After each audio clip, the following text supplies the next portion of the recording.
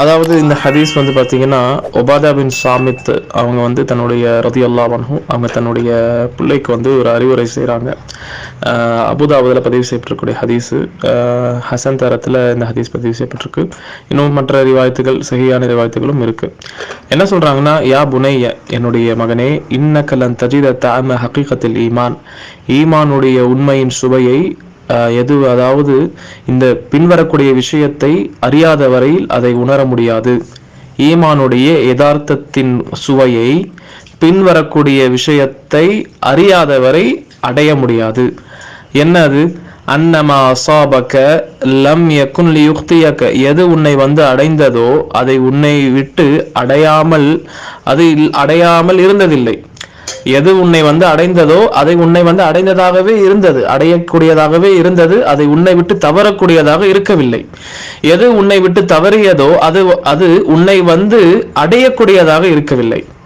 சொல்றது புரியுதா? மா அசாபக, எது உங்களை வந்து அடைந்ததோ, நம்ம வாழ்க்கையில என்ன நடந்ததோ, லம் யகுன் லியுக்தியக, அது நம்ம வாழ்க்கையில கண்டிப்பாக வந்து அது நடக்கக்கூடியதாக தான் இருந்துச்சே தவிர தவறக்கூடியதாக இல்லை. வமா அக்தக, எது நம்ம வாழ்க்கையில் நடக்காம போனதோ, நம்ம வாழ்க்கையில் நடக்காம தவறி போனதோ, லம் யகுன் லியுஸீபக, அது நம்முடைய வாழ்க்கையில நடக்கக்கூடியதாக இருந்தது கிடையாது. இதை வந்து சூப்பரான முறையில அந்த ரசூலுல்லாஹ்வுடைய அந்த அதாவது ஹதீசுகளிலிருந்து புரிந்து சஹாபாக்கள் தன்னுடைய பிள்ளைங்களுக்கு வந்து எவ்வளவு அழகாக சொன்னாங்க பாருங்க. நம்ம வாழ்க்கையில நடக்கக்கூடியது கண்டிப்பாக நடக்கக்கூடியதாகத்தான் அது இருந்தது, அது வந்து நடக்காம இருக்கக்கூடியது கிடையாது. எது வந்து நடக்காம இருந்ததோ அது வந்து நமக்கு நடக்கக்கூடியதாக இருப்பது கிடையாது. சரியா? ஒரு உதாரணத்தை சொன்னா அதை நம்ம ஈஸியா புரிஞ்சுக்கலாம். இப்ப வந்து நான் உம்ராவுக்கு போறேன் என்ற சம்பவம் என் வாழ்க்கையில் நடக்குதுன்னா அது கண்டிப்பாக நடந்துதான் ஆகணும். ஏன்னா அல்லாஹ் அப்படிதான் நம்மள வந்து படைச்சிருக்கா. உம்ராவுக்கு போக முடியாதுன்னு அந்த மாதிரி அது வந்து அப்படிப்பட்ட விஷயம் நம்ம வாழ்க்கையில நடக்காது. ஏன்னா அது அல்லாஹ் எழுதியிருக்கா, நடந்துச்சு. சப்போஸ் நான் உம்ராவுக்கு போகல என்று என்னுடைய ஹக்குல எழுதிருந்துச்சுன்னா, நான் உம்ராவுக்கு போகல, அந்த நேரத்துல போகலன்னா கண்டிப்பாக போகாம தான் இருக்கணும். ஏன்னா அதுதான் எழுதப்பட்டிருக்கு. நம்ம அந்த நேரத்துல அது போகக்கூடியதாக நம்ம வந்து இருக்கவில்லை.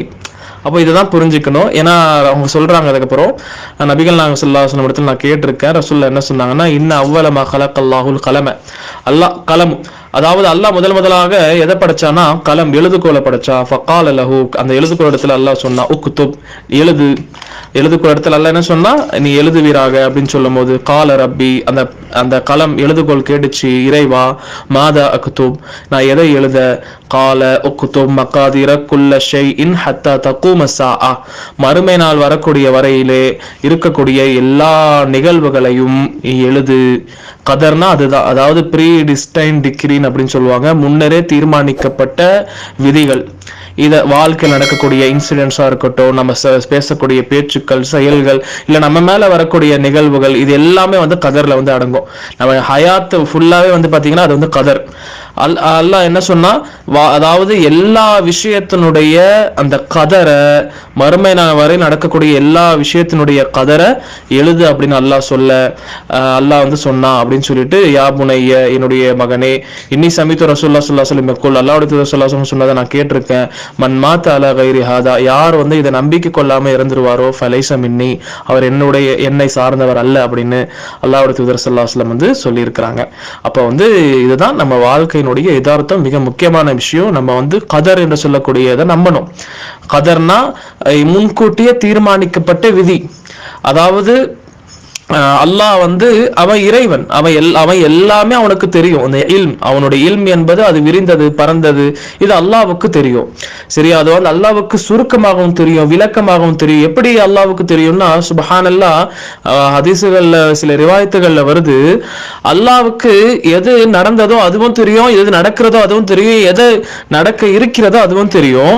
ரெண்டாவது, எது நடக்கவில்லையோ அது நடந்திருந்துச்சுன்னா அது எப்படி நடந்திருக்கணும் அல்லாஹ்வுக்கு தெரியும். இது கொஞ்சம் முக்கியமான விஷயம். எது நடக்கலையோ அது நடந்துச்சுன்னா எப்படி நடந்திருக்கும் என்பதும் அல்லாஹ் ரப்பல் ஆலமீனுக்கு தெரியும். ஏன்னா அவன் வந்து நம்ம படைத்த இறைவன். இது இல்ம். ரெண்டாவது கிதாபா, அல்லாஹ்வுடைய இல்ம் என்பது அது லவ்ஹுல் மஹ்ஃபூஸ்ல எழுதப்பட்டது, எழுதுகோள் இதால எழுதப்பட்டது. இது ரெண்டாவது. மூன்றாவது மஷியா, அல்லாஹ்வுடைய ஆணை, அல்லாஹ்வுடைய ஆணைன்னு சொல்லலாம், அல்லாஹ்வுடைய விருப்பம் சொல்லலாம், விருப்பம் சொல்றதோட ஆணைன்னு சொல்லலாம். அல்லாஹ்வுடைய ஆணை, அல்லாஹ்வுடைய மஷியத்துன்னு சொல்லுவாங்க, அல்லாஹ்வுடைய நாட்டம். சரியா? இது வந்து மூன்றாவது விஷயம். நான்காவது விஷயம் பாத்தீங்கன்னா, அது வந்து நிகழ்வு நடக்கிறது. இப்ப வந்து நான் ஒருத்தர் வந்து உம்ராக்கு போகணும் என்று அவர் நினைப்பாரு, பட் அது அல்லாஹ் நினைக்காதவருக்கு அது நடக்காது. இது அவர் உம்ராக்கு போவாருன்னு அப்படி இருந்துச்சுன்னா அது அல்லாஹ்வுக்கு ஆரம்பத்துல இருந்தே தெரியும், அது லவ்ஹுல் மஹ்ஃபூஸ்ல எழுதப்பட்டிருக்கும். அந்த நேரத்தில் அவர் செய்யக்கூடிய அந்த செயல்முறைகளுக்கு அல்லாஹ் என்ன செய்வான்னா அனுமதி கொடுப்பான்.